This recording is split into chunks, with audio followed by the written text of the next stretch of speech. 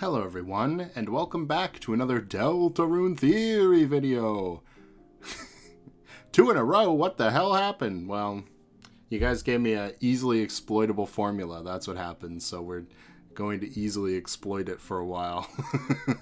Let's address the elephant in the room first of all. I put up a poll that asked who you want to see a video on next, and Mayor Knight won. Mayor Holiday from Deltarune, obviously. But I kind of figured while I was writing this video that a lot of the points that Mayor Holiday has, I kind of need to explain Noelle Knight to get them across. So I thought, if I'm already doing those two, why don't I just throw the rest of the family in, you know? A buy two, get two free deal. Because honestly, the other two options, there's not a whole ton to them, but we'll get there. As always, this video is going to be very off the cuff. It's basically like a PowerPoint presentation I'm presenting to you. So if you want to listen to the background, that's totally okay. And I will direct your attention to the screen if you need to. Basically, all you're going to be missing is some memes. All right. So let us begin. So we're starting with Rudy. Definitely not because he's the least likely candidate. Anyway, if you haven't watched my Alvin Knight video, which I put up last week at time of recording, but it'll be in the Deltarune Theories playlist on the channel, we're kind of skipping past the whole section where I introduce the concept of the knight, because obviously I've already outlined the criteria I was using, so I'm just going to continue to use it throughout these videos. So you do kind of have to at least watch the first one, which is maybe a little bit of Alvin Knight propaganda from me, but you know, what can I say? Anyway... Let's start with Rudy, and we're going to break down the same thing I did for Alvin, which is the who, what, when, where, why, and how of Rudy's case, essentially. So, Rudy's a Lightner, and we talked about last time. That's not great, because it means it's kind of weird for King to be so reverent of the knight if the knight is a Lightner. But, I mean, the knight should, currently, as we know, have to be a Lightner. So usually there'd have to be some other reason for King to sort of attach to this person. And for Rudy, the only thing I could think of is, I mean, they're both dads, so maybe? I think it's slightly more possible than maybe I'm letting on, considering in Chapter 2 we see that King actually isn't that terrible of a father. At least in his own mind, so maybe that's something. When? So this is an interesting question, because when would Rudy be capable of creating the fountains in the school and the library? Now, Rudy walking into the school would be a big piece of news, right? Everybody'd be like, oh my god, Rudy, you're better, thank goodness. So he would have to sneak in there, and I don't think he could even do it during midday because all the hospital staff would be up. So essentially, Rudy would have to have created these fountains at night after sneaking out of the hospital. And it's not, again, impossible, but it seems fairly unlikely. Anyway, where? Okay, well, Rudy himself doesn't have any clear connections to the two locations of the fountains, which you'd think the knight probably would, considering if they just wanted to make fountains, they would just make them in their house or something. However, Noelle happens to be in both of those locations, and obviously Noelle matters to Rudy, so, you know, maybe there's something there. Why would Rudy be doing this? Well, I don't think he has much of a reason to actually want the roaring to happen, other than, I'm going out so I'm taking the world with me, which doesn't really seem like his MO, considering how much he cares about Noelle. So, maybe he's searching for Des, trying to do, you know, he's only got a little bit of time left. He wants to find her. Sure.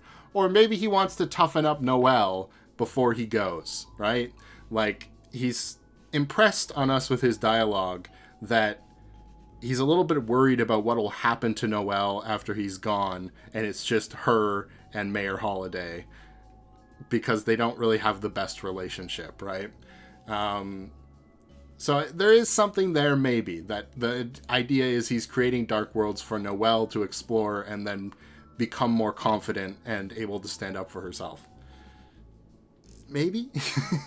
And then how. So this how thing, last time I brought up that Alvin might have like a hammer that he could use to do it.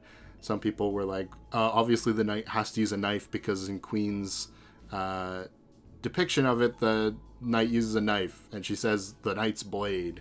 I'm just saying this particularly because it could be, there could be something there for some people, even if for certain characters there's nothing really that comes up, like in the case of Rudy, who doesn't really have any association to anything sharp. It might at least explain like something, or it adds a little bit of credence to the theory, because, well, if we really get down to it, if Chris can be constantly concealing a knife even when they go to school and stuff, then surely anybody in Hometown could be constantly concealing a knife, so it doesn't really matter, right? Anyway, next, the traits that make Rudy a good knight candidate. Well, he has a strong motivation for opening the fountains, either to find Des or help Noelle. We already touched on that. He's clearly important to the story, and he's a new character introduced in Deltarune, which I do think is somewhat important. And I kind of explained that last time, why I don't think it'll probably be an Undertale character, but maybe I'll do a video on the Undertale candidates next, if you guys vote for it. There is, I think, something compelling about the story of Rudy being the knight and Noelle and the rest of the gang having to face him as sort of a symbolic way of getting past the Dark Worlds, you know what I mean? Because there's this tension in the story right now about the Dark Worlds where, like, Susie and even, like, Berdly and Noelle in Chapter 2 are like, aren't the Dark Worlds just better than the real world? But obviously the Dark Worlds aren't, like, real, quote-unquote, right? They're sort of like a stand-in for, like, fiction or imagination or these kind of things where you can invest a lot into them and really get into the world, but at the end of the day, they're not your real life, right? So I think there is something interesting about Rudy essentially creating these foundations for the kids to sort of grow, but they have to leave that behind eventually, in the same way that Rudy is going to leave this mortal coil soon enough, and Noelle is going to have to sort of come to peace with that, as well as everybody else. I mean, Rudy seems like a nice enough guy. I don't think people would be happy he's gone, you know what I mean? But the kind of issue with that is that I feel like that works even if Rudy directly isn't the knight himself. Like, if Rudy is, like, in critical condition and Noelle is searching in a dark world to try to find a way to save him, even after he's, you know, said his goodbyes and everything, that kind of goes the same way, right? Like, Noelle, you literally are going to end the world to try to save him. Is it really worth it? That kind of thing. He doesn't have to be the knight for that to be the conflict. So, if he is the knight, then it adds in, but there's not a lot there. And I do think there's a funny idea of Rudy dying, but then coming back as a Darkner. Whoa! That would be, in sheer determination, we get like a Undying the Undying in Deltarune as Rudy. Yeah, anyway. But obviously there's some problems with Rudy being the knight, right? For one, he's in the hospital with some kind of illness, so him moving around and doing all of this seems pretty suspicious anyway. Even if it wasn't for the fact that, like, people would see him and be like, oh, that's Rudy. What's Rudy doing out of the hospital? Like, how is he getting out of the hospital without anybody noticing? Is he faking the illness then? There is maybe something to that because they keep having to run tests on him, right? Like, they don't know what's going on with him. So, like, maybe that could be the thing. But if that's the case, then that kind of removes his main motivation for creating the fountains, which is trying to give Noelle something before he passes, right? So, it doesn't really make any sense. He also has no reason to want the roaring. I have to bring this up because the character is called the Roaring Knight after all. Just because I think the knight doesn't actually want the roaring doesn't mean we can totally brush all that aside. And he really doesn't have a reason to want to. I mean, he's not even going to be around for that much longer. If it was about prolonging his own life, there's, like, maybe something there. But after our sort of interactions between him and Noelle that we've seen, I just don't buy that, you know? And that kind of leads into the next point, which is that Rudy doesn't seem like the type to endanger his kid. So even if his motivation was to toughen Noelle up, I don't think this is something he would do, you know? Like, we've seen that she could actually, like, die in a dark world. Or at least, like, go catatonic or whatever. Especially after Des going missing or dying or whatever happened to her. I have a feeling he would not do that. And then, you know, he's got no superficial knightly traits either. I don't put a lot of stock into that, but it is something to keep in mind. And he's also probably going to die. So, if he is the main villain of at least, like, up to chapter 5, it would feel pretty weird to be beating on this guy that is almost dead. You know what I mean? Like, he's currently dying. You're kind of making it worse. Are we really the heroes? So yeah, I don't think anybody was really considering Rudy as a knight candidate, but I was doing the other 3 who people do consider at least, so I thought I'd give it a shot. Alright, let's go talk to Des. Let's talk about Des. Let's not talk to Des, because she's not real. Des Knight is something that comes up every now and then. It's an idea. Des is a very popular character in the theory community, obviously, because she's basically the Gaster of this game, where people mention her, but she's, like, mysteriously vanished and stuff. So, of course, there is some sort of crossover there where people think, well, maybe Des is the knight. So let's go over it. Des is a Lightner, or at least she was a Lightner. We don't really know what's going on with her right now. She might be a Goner, or she might be like some sort of weird half-being Darkner, Lightner, Umbra-er. But whatever the case, she's clearly different enough from the regular Lightners. Like, maybe she's been lost in a dark world or something. There's something going on with her, clearly, that I would hesitate to call her a straight up Lightner, right? So that could explain maybe why King was so attached to the knight, if the knight is Des. When? So this is kind of an interesting thing, because it kind of depends, right? If Des is, like, lost in some code space and she can access parts of the game from where she is, then there's no question she could just go to the library files and create a dark fountain there. You know what I mean?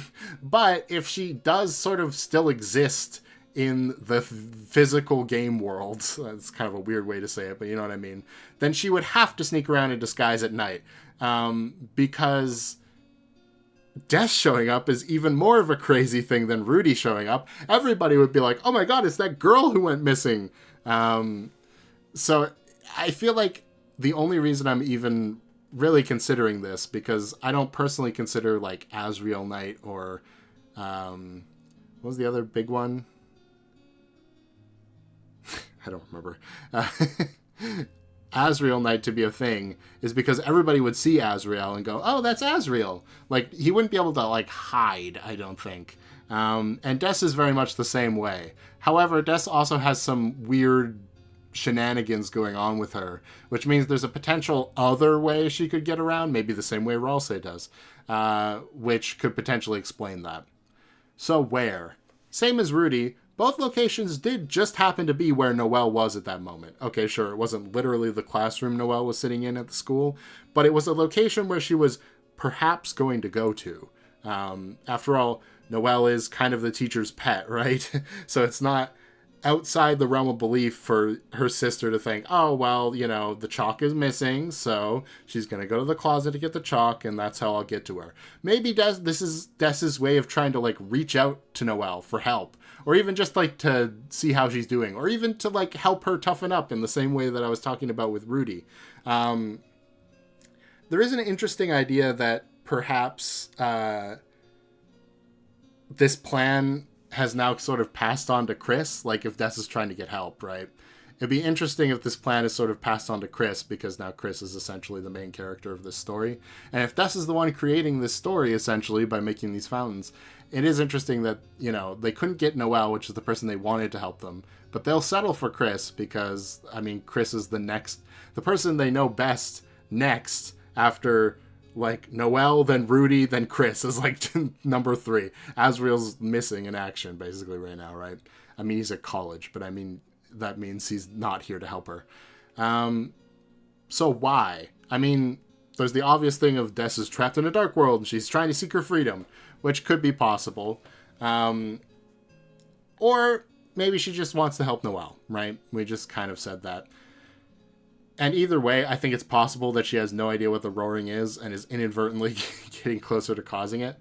By creating these, like, weird worlds for Noelle and everybody to go through. And then how Des is known for wielding a wiffle bat. That's, like, the weapon of choice that they kind of outlined in the text about her. But, we don't know. That could turn into anything in the Dark World. I could easily see a wiffle bat turning into, like, a great sword or something. And being sort of a knightly sort of weapon. Even just a big club, it could be knightly enough. I don't know. Also, I should mention, these Des sprites, I made them based off Noelle's, so all credit goes to me. So, the traits that make Des a good candidate. Well, she is clearly very important to the narrative. She's a new character to Deltarune, and she's closely related to Chris, Noelle, and Asriel, who are very important characters. Even, like, the mayor and her... We kind of speculate this, considering Asgore got removed from the Force for some reason. She might even be related to that, like her disappearance, right? Also, Lost Girl, which is presumably her theme, or at least a theme relating to her being missing, because it's literally called Lost Girl. And in the sweepstakes, it was more so related to her, because we got the picture of the red guitar, and it says, find her. Well, there's only one girl missing in Deltarune. It contains a Gaster motif, which is really weird, unless you sort of figure that, well, maybe she's on the same level of importance to the story as Gaster, right? Who seems to be pretty well related to Deltarune. And that motif is showing up more and more, which I do think is interesting. There was a cut song that we got to hear in one of the newsletters. I believe it was the September newsletter of 2023. Could be wrong. Where you heard a cut song called Sneaking.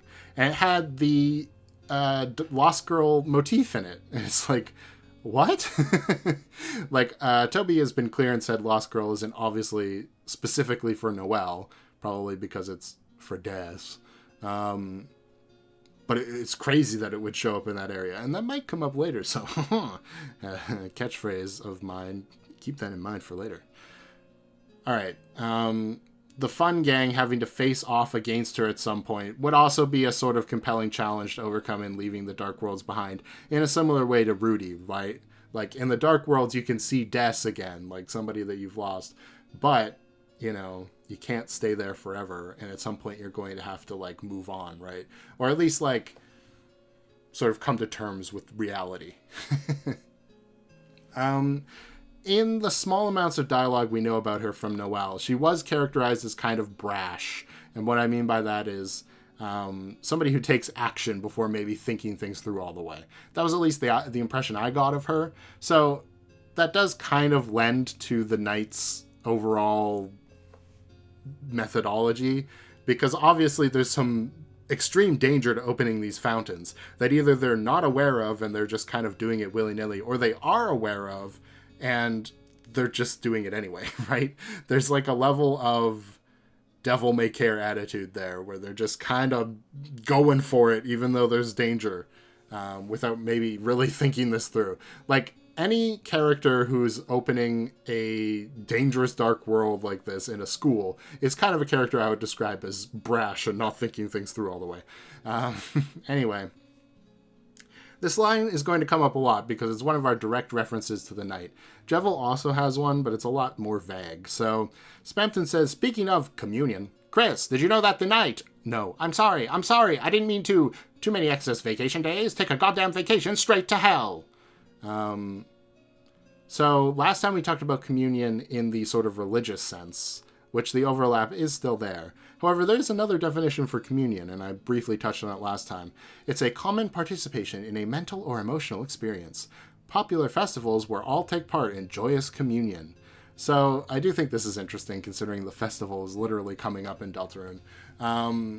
a common participation in a mental or emotional experience. Sounds like a Dark World adventure, essentially. So I do think that's somewhat interesting.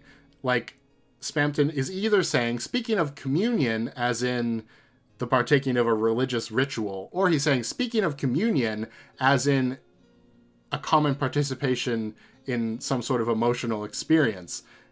Did you know that the knight? So either the knight is trying to create some sort of religious thing, or they're trying to create a shared emotional experience with people. Something to keep in mind for sure. And I also think Take a Goddamn Vacation Straight to Hell could be interesting, considering that we think Des may be lost in the code, and the other character lost in the code, Gaster, is very linked to like hell and 666 and all this stuff, right? So Take a Goddamn Vacation Straight to Hell could be a foreshadowing of that in a very obtuse way. That is kind of Spamton's MO, honestly. Yeah, I basically talked about the next point already. Might have some connection to being in the code and might slowly reveal more about her role as the chapters roll out. I miss a lot of S's when I'm making these slides. I should be more careful of that. Anyway, the code talk, something I haven't really seen is the speculation of whether what we're hearing from the code is in line with what is currently happening in the game, or if it's like a log of events from the past. Because the second spurt of character lost in the code dialogue says something about like, I can't hear anything, although there is some sort of sound that almost sounds like scratching. So a lot of people said, oh, okay, that's Monster Teen and Snowy, which were at the bunker in chapter 2 trying to open the door, right? And it's proof that Des is trapped in the bunker. However, that doesn't really line up with the first thing if it's Des, right? Because the first one is like, whoa, where am I? What's going on? And Des has presumably been missing for years, because we see Noelle break down trying to spell December in a spelling bee when she is still very small. So unless she had like a major growth spurt in like 2 months or something, then it seems like these pieces of lore, I guess you could say, in the code, if they are about Des, would have to be from some time ago, right? Just something to think about. It could slowly sort of reveal what happened to Des before she became the knight, and then we find that out after the reveal of the knight, right? In a very classic storytelling way. Another Spamton line. So, this is the one where we think that Spamton is referencing this being in the code. He says, "What are you afraid of? According to Encyclopedia of Being Afraid, there is nothing to fear except... Can anyone help me? Help.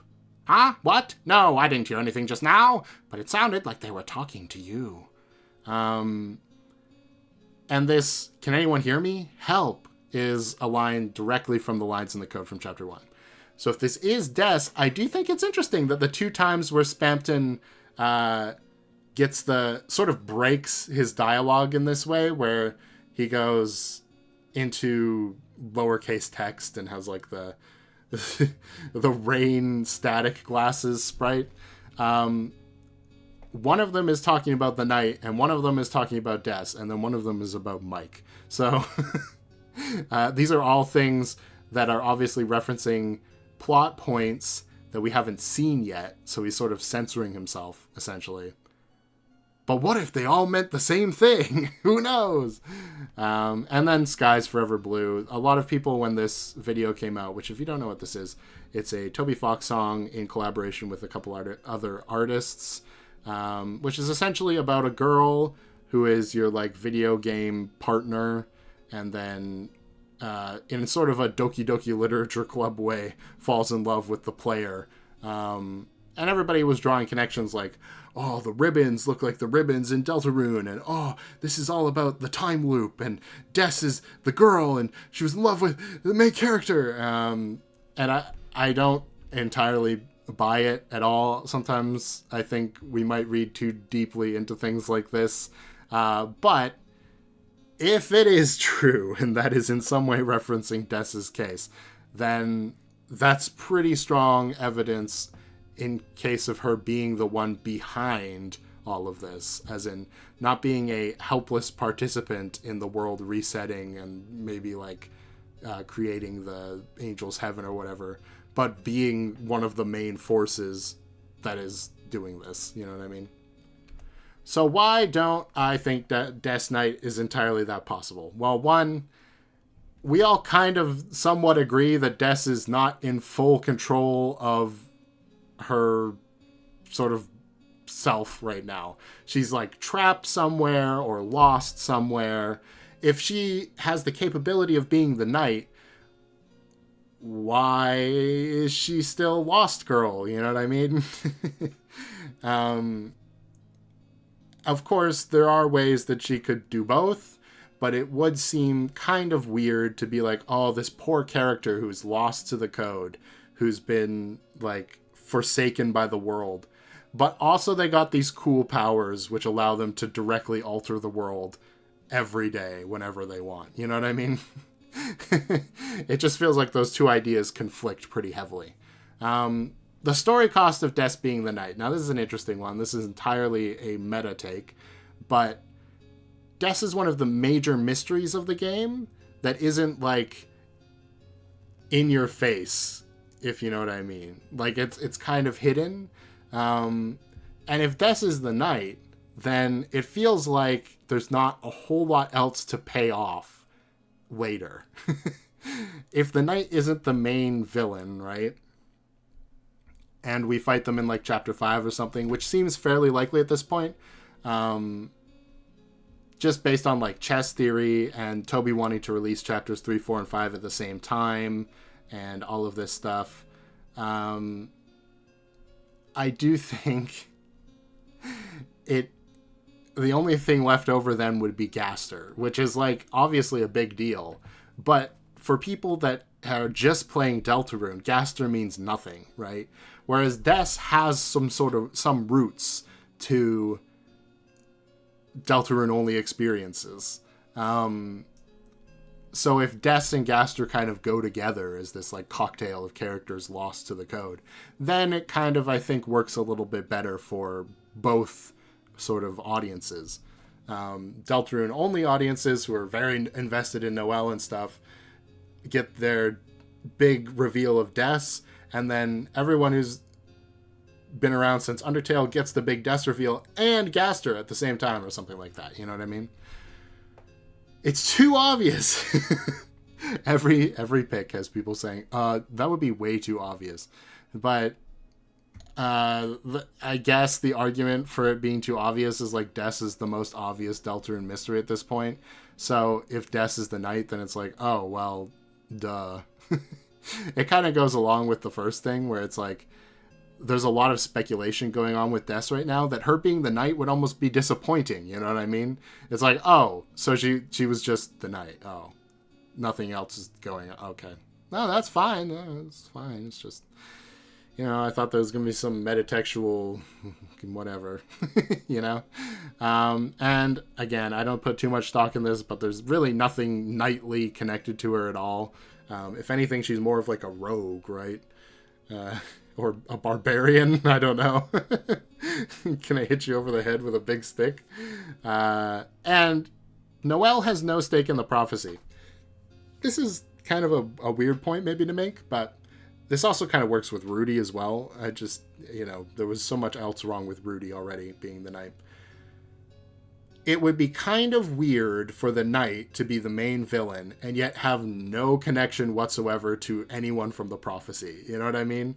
Like, I mean, I know Chris and Des used to be friends, ostensibly. Like, we get some stuff intuited, but they didn't seem to be great friends. And Noelle isn't a part of the prophecy. So you'd think if Des's motivation was to create this world to help Noelle and, you know, incidentally the other kids who happen to get in there, you would think Noelle would be front and center, right? Not like a side character.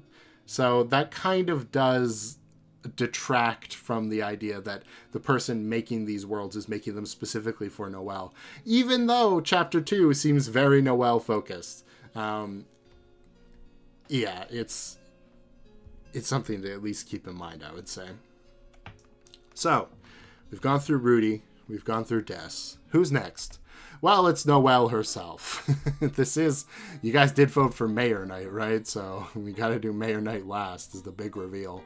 Noelle is a very interesting Knight candidate, and one I think people should talk about more. But I can also understand why they don't. I think it kind of goes along with the same thing as Des Knight. Like, if Noelle was the Knight, people would be like, oh, it was Noelle. Well, okay. You know? But, okay, let's go over it. Noelle's W's. So, what is Noelle? Well, she's a Lightner. But interestingly, she doesn't appear in Chapter 1. And this is something that people struggle with when it comes to, like, Chris Knight, is the fact that King's like, I love the Knight! And then Chris shows up and they're like, who the hell are you? So, if Noelle was the Knight, King can still be like, I love the Knight! And then Noelle doesn't show up in Chapter 1. So, King still hasn't met her to, confirm or deny whether she's the Knight in that way. So when? This is an interesting one, because Noelle is maybe she's one of the only two characters, which is the way I put it, because the only other one is Birdley, who has an extremely solid opportunity to make the Chapter 2 Dark Fountain, because she's one of the two people in that room. It's essentially the same thing as when a murder happens, the person who discovers the body is the first person they suspect, right? There were two people in that room who are the only people who would have been able to catch the Knight in the act. If one of them is the Knight, that makes things a lot simpler, right? Noelle just covertly made the fountain and then passed out with Birdley due to the smoke or whatever, and showed up in the Dark World. Or, one of the other problems I had with Chris Knight is the idea that Chris has to create the fountain at night, and then Noelle and Birdley have to show up, see billowing darkness coming out of there, and just be like, well, I guess somebody forgot to leave the lights on, and just walk into it, right? Like, even Susie, who was putting up an act of being all, like, cool, still got freaked out by the weird darkness leaking out of the closet fountain, right? But that changes somewhat if Noelle is the Knight. Even if she made it at night and then came there with Birdley the next day, she could pretty easily convince Birdley to go into the fountain, I think. And he probably wouldn't even see it as that weird. He'd just be like, whoa, this is weird. And then Noelle would be like, I think the lights are just off. Can you go turn them on for us? And Birdley'd be like, don't worry, my dearest Noelle. I will do this for you. And then he'd go in there and pass out, and Noelle would be like, okay, well, that worked. It's also interesting because we are late to school in Chapter 1. So maybe before classes, Noelle snuck off to the unused classroom and made the fountain. Or even made the fountain like a couple days ago and has been waiting for her opportunity to do it. Because nobody would question Noelle being at the school late or being to the school early, right? Because she's, again, kind of like a teacher's pet. Nobody would question her going to the school storage closet, all of this stuff. She's got a very unique amount of opportunity to do this. She's probably the character with the most opportunity to be the Knight, which is kind of why I like this theory a little bit. Where? So, both locations where the Dark Fountains appeared just happened to be where Noelle was going, or was at the moment. And she actually directs us to those locations herself. In Chapter 1, she's the one to suggest going with Susie to get the chalk at the closet where there's a dark fountain. And in Chapter 2, she's the one to tell Susie, why don't you come study with me and Birdley at the library where there's a dark fountain. So if she's the Knight, that explains that right away. She's literally just trying to get Susie to come hang out with her so bad. And in both cases, she's been kind of foiled. In Chapter 1, Alphys foils her by sending Chris instead. And in Chapter 2, it's Queen who foils her by kidnapping her and keeping her away from Susie for most of the game. So that's interesting. Anyway, why? Okay. Obvious answer is she's trying to find Des. I mean, this is Noelle's like number one motivation probably for a lot of her actions. She's constantly searching up December holiday, we know from the calendar in her Dark World room. And even using like sketchy websites, as Spampton says, to try to find her. So it is definitely not outside of the realm of possibility that she would do virtually anything to try to find Des. And Dark Fountains, that just so happen to give her a great chance to get closer to Susie are a great way to do so. It's also possible they're just an escape from the reality, right? She just wants a place where she can maybe find a cure for her dad. Like I said, a place where she can more easily befriend Susie, or even just a place where she doesn't have to worry about her mother constantly peering over her shoulder, making sure she's doing everything perfectly, which kind of seems like their relationship. There's plenty of motive for why Noelle would want to make the fountains. So she's got lots of opportunity. She's got lots of motive. And also, Noelle is known for carrying pencils. And in fact, she's the one who gives Chris the pencil that turns into a sword in chapter 1. So it is very interesting, considering everybody sees Chris's appearance in the Dark World and goes, "Knight!" Because, they have armor and a sword. Noelle doesn't have armor, but her pencil would presumably turn into a sword. And it is interesting that she doesn't seem to have that pencil in chapter 2. Instead, she's entirely unarmed. So it could be that she's trying to hide the fact she has some sort of crazy sword, some sort of ice sword, maybe. Or who knows? Maybe it's just different. She just appeared with a sword in her hand after going into the Dark World with a pencil and was like, "Ah!" and threw it off a cliff. Who knows? There's also a little bit of speculation that in chapter 2, when you first start the chapter, there's a bunch of battered NPCs that are like, "She's coming," or whatever, with a bunch of craters in the floor. And we're meant to believe that the person who did this to them was Queen. But Queen doesn't really do that, right? She's got the control things, whatever, wires, for those types of characters, the little plug guys. Why would she be blowing them up? The other she that is over there happens to be Noelle, and we know that she has a lot of power. That would also explain why Queen knows she has a lot of power. So there is a potential that she was going at her full potential when nobody was looking, and then as soon as Susie and Chris showed up, she kind of reined it in a little bit to be like, "Oh, I can't spoil anything." So, the traits that make her a good candidate. Well, her outfit conspicuously has a hood that she hasn't worn yet, which could be a disguise to conceal her identity when she's making a fountain, so somebody like Queen can't recognize her. In fact, we know that Queen doesn't recognize people who cover their faces because she says the whole facial recognition software thing, and then Noelle is able to use a cardboard box to fool her. So perhaps this is why Queen can't recognize the knight in that scene, because she was wearing a hood. It could also explain why, I don't know, King doesn't exactly know that the knight is a deer lady, I guess. Obviously she belongs in both locations the Dark Worlds were created at, which I guess I didn't really get into. Last time we were talking about Alvin Knight. One of the problems with a lot of the adult characters visiting the school is that they would be out of place, right? People would be like, "What is Pizza Pants doing at the school?" What is, I don't know, That's Politics guy doing at the school? Obviously that isn't the case for the students, who all belong there. And of course, Noelle also belongs at the library, and nobody would bat an eye at her going to the library, even alone, right? So, she's also been deeply associated with angels by Spampton and a little bit by Rudy when he mentions the angel doll that Des and Noelle made back in, what was it? Youth group? Something like that. And the prophecy would lead us to believe that our goal is to banish the angels' heaven. So if Noelle is being so heavily associated with angels, and she is the knight who is basically the main villain right now, kind of makes sense that those two roles would go together, right? A lot of people, when I've talked about this in the past, have been like, well, no, because Noelle's actually the angel, not the knight. I don't think those things have to be mutually exclusive, especially given the prophecy. Noelle is obviously a new character with a lot of relevance, and yet, conspicuously, she isn't a part of the prophecy. Now, this could be because she's going to take the place of someone in the prophecy, like Susie, potentially. would be the one she'd have to take the place of.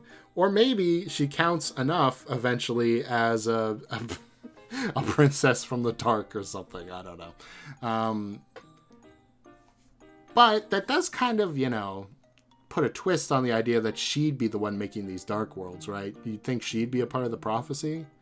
Unless she didn't make the Closet Dark World, but did make the other two, which kind of seems likely that the Knight only made the Unused Classroom Fountain and the Computer Lab Fountain, not the Closet Fountain. In which case, it would make sense that Ralsei could not include her in the prophecy, and not even recognize that she is the Knight, based on the fact that he's never seen her before this point in Chapter 2, when I guess he does.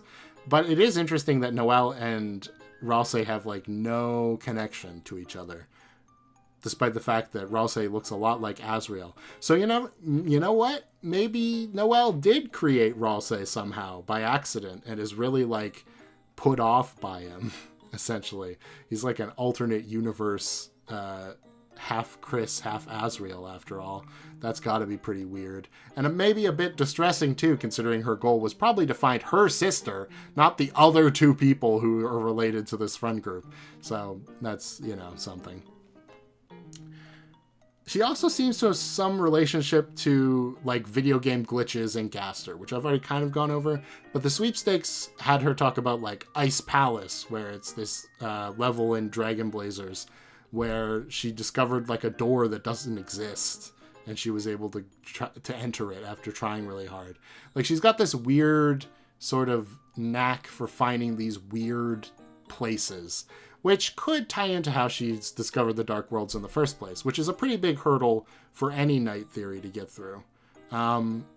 She's also apparently studied dark magic with Caddy. Caddy with an I, the little sister one that's at the school. And that could potentially be how she discovered the Dark Worlds, I suppose. Although that'd be pretty funny if Caddy just knew about all this, but who knows. Noelle is, through the things we know about her, set to basically lose everything in her story so far. So it would make sense that she'd end up being a villain, or at least take a villainous role for a while.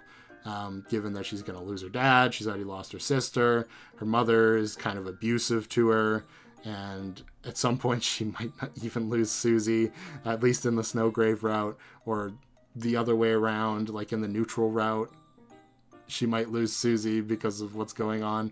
So it seems like there's plenty of motive for Noelle to do something that isn't all heroic, you know what I mean?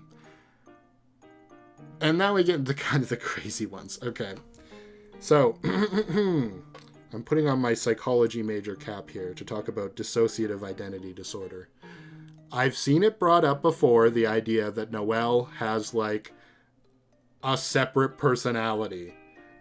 That's the Knight, essentially. The Noelle we know is, the default personality, and then, whoa, whenever the Knight needs to do something, a second personality comes up and does it, and then Noelle doesn't remember things. And I kind of understand where people are coming from with this. Obviously, it's a way overused mystery trope, so I'm not a huge fan of it for that reason. But when it comes to actually, how dissociative identity disorders form, Noelle kind of does have a stereotypical backstory that kind of supports it. You know what I mean? The idea is usually the dissociative identity is in response to some sort of great trauma that happened. And this separate identity is a way of separating yourself from that trauma, but also defending yourself from it, right? It's sort of like a coping mechanism to stop you from having to deal with a certain thing, essentially. And Noelle lost her beloved sister at a very young age, so it's possible, I can guess, that some sort of protective personality might have formed as a result of the person who did protect her disappearing so tragically, and then having to live with the consequences of probably an already overbearing mother going even harder, and Rudy being kind of distant, I would assume, after it happened. That said, I don't think the narrative really supports this idea. The big thing is Snowgrave, right? People say like, oh, that's why Snowgrave, cause danger, and then dissociative identity is the trance state or whatever. That's not really. I don't think that's the way you really want to look at it, right? Because that's not Noelle exhibiting like a coping behavior, essentially, for the danger. That's still just like regular Noelle. She's just being quiet. You know what I mean? And because this trope has such like a big relationship with the mystery genre, and kind of a icky one too, I don't think it's the best idea to jump to this conclusion right away. So it is a potential thing that could help her case, I suppose, but let's just say I don't think it's the direction Toby would go with her. The other crazy theory is what I'm coining the Dessel theory, which is that in the same way that the player is controlling Chris, Noelle is being controlled by Des in some way, and she doesn't realize it. Like she's connected, which again could go back to what Spampton said about communion, a shared emotional experience connected to Des in some way. And Des is actually the one who's taking Noelle into these places, probably for the exact same motivations I gave when I talked about Des Knight theory. This theory conveniently gets around the two biggest problems, I would say, with the two theories. The biggest problem with Des Knight theory is how the hell is Des doing it? And the biggest problem with Noelle Knight theory is how the hell is she doing it and not like reacting to it or like remembering it. And if you like combine those together, it's like, oh, Des can do it because she's using Noelle's body, and Noelle doesn't remember it because Des is in control.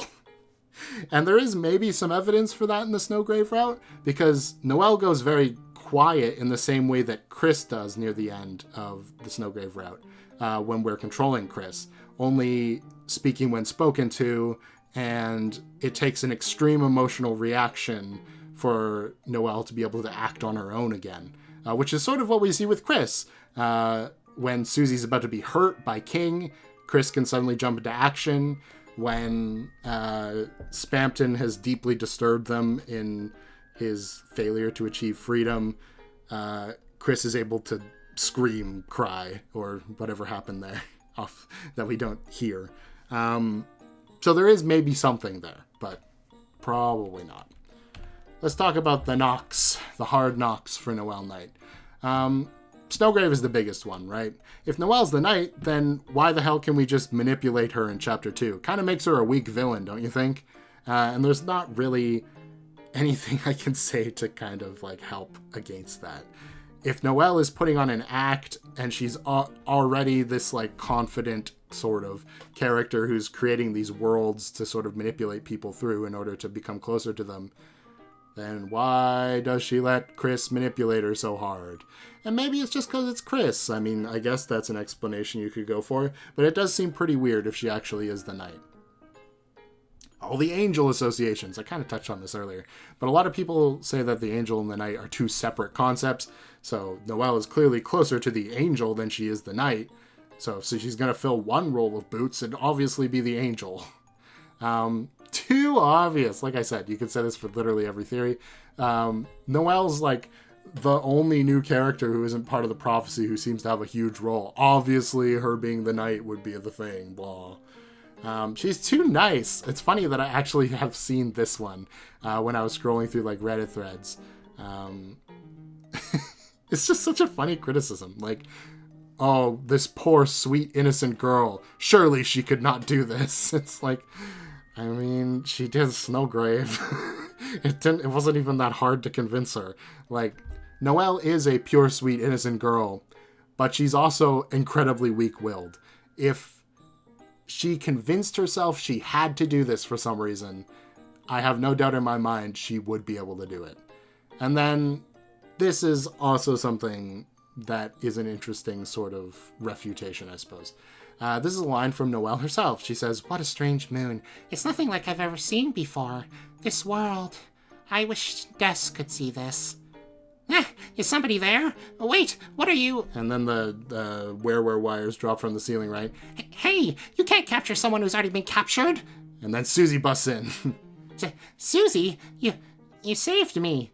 Yeah, don't get used to it. Okay, I won't. And this is a very interesting line, I think, because the person who brought this up, which was on Reddit again, was essentially using this as a refutation for Noelle Knight, saying like, oh, well, if Noelle created this world, then why is she like, it's nothing like I've ever seen before, you know what I mean? But I don't think that's necessarily the biggest problem. Like, it's not even really a hole, I would say. It's just Noelle sort of marveling at this thing that can exist, you know? Like, she's somewhat acquainted with Dark World. She's created one before this, and she didn't really get to explore it all that much. All she did was put King in power, if she is the knight, right? So she's gone on this crazy adventure throughout this entire Dark World, and now she's got this sort of beautiful view of it, the whole thing. And she's just looking up at this baseball, and it's making her think about Des. She's saying, it's nothing like I've ever seen before. If only Des could see this. And that's interesting, because if her motivation for creating these Dark Worlds is to find Des, then naturally that would be her thought while she's in the Dark World, even if she created it, is, I wish Des could see this, you know? I wish she was here, because that was the idea. And also, I think this scene is kind of confusing to me, okay? And maybe this is just me being dumb. I'm sure you guys can explain it to me in the comments. But why do these werewires show up? I'm assuming the implication is that Queen is going to take her to put her on the Jesus hand thing, right? Where she's like crucified on the giant robot hand. But then Susie stops that from happening. So then they go on the Ferris wheel ride, and then it happens later. But it is kind of weird, right? Why are the foot soldiers coming to her room when she's already captive? Why doesn't Queen just come get her? I mean, you can make the argument that it's Queen, so she's just being lazy. But, like, does she not have some sort of... Like, why aren't the butlers doing it, or whatever? But if Noelle is secretly in control of this world, it actually makes a lot of sense that these random goons are here just so Susie can save the day, and they could have this romantic moment together. It would also make sense why there's a giant love Ferris wheel attached to her prison cell, essentially, in Queen's castle, because it's it's specifically planned to set this up so that Susie will, you know, go on a romantic Ferris wheel ride with her. I don't think that's true, but it is kind of funny. So let's get to the big kahuna. The mayor. I made the mayor sprites too. They're a little bit less good than Des's, but you know, it's fine. So, Mayor Holiday, a mysterious figure, who's got some pretty sinister undertones, if I'm being honest. So let's talk about it. So what is the mayor? Well, the mayor is a lightener. But interestingly, she's kind of a queen too, because she's the ruler of hometown in a way. So it would be kind of funny if it would eventually be revealed that the reason why King loves the knight so much is that the knight is basically his replacement for Queen, like Computer Queen. That would be very funny. And that's what this meme is about, where you got the Spider-Man meme of him with the glasses off seeing Queen and then putting them back on as Mayor Holiday. It's my new queen, but she wants to be called the knight, so I will call her that. Ugh. Or whatever. So when?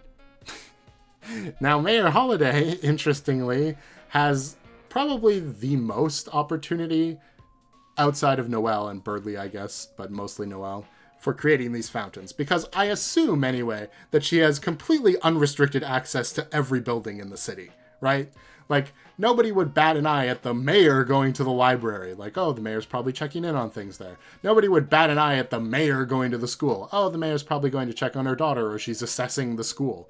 And in fact, the mayor is so self-sufficient, which we see from dialogue that I'll be putting on the screen later and reading for you, that I don't think people would even be that like suspicious about the mayor doing it alone, like completely alone. They'd be like, oh, that's our mayor, always doing things herself. Why are the police even in town? Okay, so I do think it's interesting. Like, I don't think she would be able to just create the fountain while Noelle and Birdley are there. She would still have to hide in the closet or whatever. But she could have easily done it at night or like any other time and just made Miss Boom let her in, or whoever runs the library. You know what I mean? So yeah, she's got a lot of opportunity, let's say. Both locations have a relationship to Noelle, so this is the same thing with Des and Rudy. If her motive is something like to toughen Noelle up, it would make sense to target those locations. And unlike Rudy, and even a little bit Des, I don't think the mayor would have any reservations about putting Noelle in danger to make her stronger, because that just seems like something the mayor would do based on what we know about her. So why? Well, it could be the obvious thing of searching for Des. Maybe she's trying to find a cure for Rudy even, and she's not as bad as we know. Or she's trying to toughen up Noelle, and you know what? Fuck it. Maybe she's just evil and wants to take over the whole world. At this point, who knows? I mean, based on Queen's motivations, which Queen and Mayor Holiday are directly sort of parallel to each other in the way that Noelle stands up to Queen, and it's sort of like supposed to symbolize her eventually standing up to her mom, right?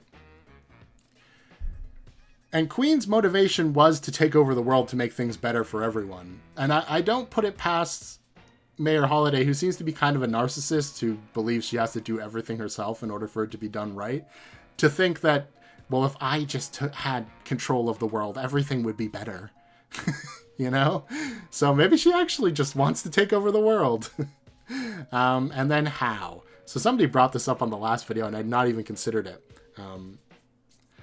The mayor hasn't been associated with any particular weapons yet, right? However, one can conjure up the idea of her wielding a fountain pen pretty easily. A fancy pen with like an inkwell, right? A fountain pen. Haha. And like, we know that pencils turn into swords. So what do pens turn into? Like, more classy swords? Goes along with the whole knight thing, doesn't it? Alright, the traits that make the mayor a good candidate. So, she's got unrestricted access to the town. We've already talked about that. Noelle is connected to both the locations, as is Des, actually. Des went to school at those locations, and presumably actually went through Gerson's class. Because I think there's a line from Alvin, and I should have thought to look it up, but I didn't, where he says that Asriel went through Gerson's class, and that it's going to be tough for Alphys to replace him. It's in that dialogue tree, so you can correct me if I'm wrong. She's known to be controlling and even potentially abusive, or maybe even just evil. So it's not surprising that she would be trying to, you know, put the person she thinks should be in power in Chapter 1, or approve of Queen's hyper-controlling nature in Chapter 2. And we're back to Spampton. Okay. Speaking of communion, Chris, did you know that the night... No, I'm sorry. I didn't mean to. Too many excess vacation days. Take a goddamn vacation straight to hell. So... The mayor is kind of in control of, like, all the business in hometown. So the talk of, like, take a vacation straight to hell... That sounds like something she might say, considering how uptight she is about keeping schedules, it seems like, and like keeping everything perfectly in line. And then we have the same like shared emotional experience thing with communion, but it works a little bit less well for her, I think. Although Spampton's reaction of, no, I'm sorry, I didn't mean to, kind of makes more sense with the mayor knight theory, considering that the mayor is extremely intimidating, we know from text. So that kind of makes some more sense. The mayor, she's another new character who's been set up plainly by the story. We've got a lot of sort of people talking about her. We got that note in Asgore's shop talking about his rent being due, and the mayor not making another exception for him. And speaking of that, she's literally taken the place of Asgore. So, we've talked about the way that the knight might somewhat parallel Asgore in Undertale, where we hear a lot about them and then we face off against them, but they're not like the final boss, right? They're just like the hurdle for us to get across, and then we can fight the main, like, crux of the story. In the same way it's like Asgore, then Flowey, it'll be night, then, I don't know, Gaster or something. So it is kind of funny, the idea that she would take the place of Asgore as the leader of the monsters, essentially. If she's going to be the knight and take the place of Asgore as the main boss for all the routes or whatever. The other thing she's in charge of is organizing the festival, which we've heard a little bit about. But, like, people have picked up on this. There's a weird carnival theme to all the Dark Worlds. Like, you know, there's the teacups in the Cyber City and the roller coaster in the Cyber City. And there's also the carousel, for some reason, that Jevil is associated with. That's just, like, chilling in the basement of the Card Kingdom, I guess. And there's, like, the food stands in the Card Kingdom. And there's the shooting gallery in the Cyber City. Like, these don't go with the theme, right? Like, a carousel does not go with a medieval theme. Teacups and, like, maybe roller coasters maybe goes with, like, a Cyber City theme. But, like, a shooting gallery? Not really. The magic teacups? Not really. But it would make sense if, based on the way I've sort of conceptualized how the Dark Worlds sort of formed before, based on a person's, like, thoughts, essentially, what they're thinking when they make it, their preconceptions of all the objects in the room, that if the knight is the mayor, and the mayor has the festival on her mind because it's the big upcoming event, that would manifest as weird, out-of-place things in the Dark Worlds, right? That's more so if you believe my theories than anything else, but it is something that I think is interesting. And then, just to add a little bit extra on, the mayor's likely a skilled combatant, which we know from, there's the Wet-Nosed Bandits that talk about going to the Holiday House to try to rob it, and not showing up to, meeting up with some sort of crazy beast that scared them so much they jumped into Undyne's arms, right? And it's probably Mayor Holiday, because that's her house. But the same way Alphys says, it's because the mayor, there isn't any crime.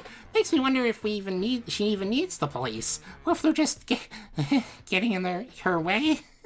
So, it's kind of insinuating that Mayor Holiday does the police's job. Which, again, this kind of crosses into one of my own theories. But when Toriel calls the police in Chapter 2's ending, people assume that Undyne or Napstablook is going to show up because they're the police officers. But, like, based on this dialogue, I think it's possible that the mayor might be the one that shows up. Like, she's just got the police line wired directly to her, and then she decides if she wants to take care of it or if she'll send Undyne to do it if it's particularly boring for her. Like, you know, fixing the traffic jam or whatever is below her. But, like, an actual criminal is something she would take care of herself. So if that is the case, and the reason I think that is because of this dialogue and also because of the cut song Sneaking, which I mentioned earlier, has the Lost Girl theme in it. And that doesn't really make sense because there's no reason Noelle is going to show up. I don't think we're going to be talking about Des. So who is left?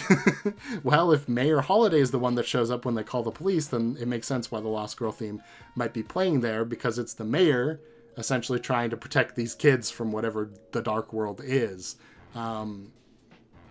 And that's why we're sneaking, because she's trying to stop us from closing the fountain. And maybe her justification for doing so would be to, protect us. But if she's the knight, then she might want to investigate why this dark fountain showed up when she didn't make it. I think also if she is the knight, it would explain a lot of reasons why she would be the one responding to this phone call. Because she's hyper-vigilant for details on what's going on around the town, because she's trying to understand what's happening to the dark fountains, right? And that's entirely speculative, I know. But if in Chapter 3 we start the chapter and it's like, oh my god, the mayor's here. Now the pieces are all coming together. And that's largely where the video ends. I don't have a lot of people's takes on why the mayor shouldn't be the knight, because apparently nobody's talking about this. I thought people talked about this all the time. I looked up Mayor Night, Mayor Holiday Night, Deltarune. Nobody's talking about it. I found like one post. So I'm basically going to leave that up to you guys. You guys can say why you think the mayor isn't the knight. And I'm sure there are reasons, but we haven't met her yet, so you can't use the same as Alvin Knight where it's like, well, it doesn't have a talk sprite or a talk sound. And he's not, like, the mayor isn't unavoidable by the main story either, because Noelle talks about her and Queen is a clear parallel to her. So, you know, I'm feeling pretty good about it. It's kind of like Death Knight or like Chris Knight almost too, in that it's so, like, we know so little about these characters specifically, other than that they're important. It's really easy to assign an important role to them because it just feels natural, right? So maybe that's the biggest thing, is like, it's kind of on the same line of it's too obvious, you know. But there is one more thing I want to talk to you about, and it's something that came to me while I was making this video. So, if the mayor is the knight, is it Narnia? Is there a Narnia theme going on here? It's kind of a weird thought, but Gerson's book we know about, Lord of the Hammer, clearly parallels Lord of the Rings. And what's interesting is that J.R.R. Tolkien, who wrote The Lord of the Rings, was good friends with C.S. Lewis, who wrote Narnia at the time, that they were being published, or something like that. They at least talked to each other about books, right? And so, it would be funny if the reason why Gerson is so prevalent in Deltarune isn't because Alvin's the knight, but it's actually because his advice or whatever is what has led this sort of thing to play out. Like, he has influenced the prophecy by way of giving writing advice to whoever this character is. Maybe the mayor herself is writing this stuff. Anyway, there is some undeniable parallels. There's a magical world that exists within a closet, wherein some troubled children find new friends and mend their connections with one another. Not only that, but there is a couple other things I wanted to mention. One, Susie has the main axe, which seems kind of weird, unless we were trying to parallel, you know, the lion, the witch, and the wardrobe, with the witch potentially being Ralse, I guess, in that case. That's something. Also, does that make Chris the wardrobe? I don't know. Anyway, I've got some connections here. So if the mayor does end up being the knight, then that makes her kind of an ice queen, right? Because she's kind of the queen of hometown, being its ruler. And Narnia has an ice queen. And you know what that ice queen does? She turns all the Narnians to stone when they go against her. And you know what happens to the Darkners when the roaring happens? They all turn to stone. Also, the White Queen has taken over Narnia by getting rid of Aslan, who used to rule it, right? Aslan? Asgore? Is there something happening here? Also, I have this picture here of the 4 kids from Narnia, and I put the faces on of the 4 kids from Chapter 2, and it almost kind of lines up, you know what I mean? Where Edmund, who's kind of like the traitorous bastard kid, I don't know how else to say it, but he's the one who teams up with the White Queen for a little bit because she convinces him to work with her. Despite the fact that it's, you know, going to go against his family or whatever. Kind of aligns with the way Birdley instantly sides with Queen because he's enamored with her, right? Lucy is the other character who goes to the Narnia first and meets a friend and then gets captured for a little bit by the White Queen, I do believe. Something like that. It's been a long time since I've seen Narnia, okay? Give me a break. Which kind of goes like Noelle, right? Noelle was the first one in the Dark World with Birdley, and those two, like in Narnia, the first ones in the wardrobe. And then, what's his name? Peter and Susan, by the way, which Birdley directly calls Susie Susan in Chapter 2. So that's funny. Are brought there after, and they sort of band the group together to defeat the Ice Queen and save the realm. It's not exact because, to be honest, other than Edmund, I do believe these characters are extremely flat in the way that they're written. They're more so like a vessel for the world of Narnia to be told. Which I guess kind of does align with the way that Chris is kind of an empty vessel through which the player is being told about Deltarune's world. There's also kind of an interesting thing where Susan, there's like a whole trope named after her. It's like the problem with Susan or something like that. Because C.S. Lewis... Now, Narnia was a very thinly veiled allegory for Christianity, right? Wrote Susan out of the last book because she was kissing boys and doing the sex. And good Christians don't do that. So she wasn't allowed to come back to Narnia. And obviously people were upset about that because it's one of the 4 main characters. And this is the last... It's literally called The Last Battle. And you're just going to exclude her? What does that mean? That's so sad. She, ruled as a queen in Narnia for a long time. Anyway. Also, Susan never gets to fight or whatever. She's told not to fight. In the movie, she does fight, though. So good for the movie. So that is kind of interesting... Because Susie has been portrayed so far as sort of the rebel character, right? She's still a good person. But, she said mean things and all this. So she doesn't get to stay in the angel's heaven or whatever. I don't know. I'm kind of grasping at straws, but... I did think it was funny that Asgore and Aslan's name are so simple, and that if the mayor is an ice queen as the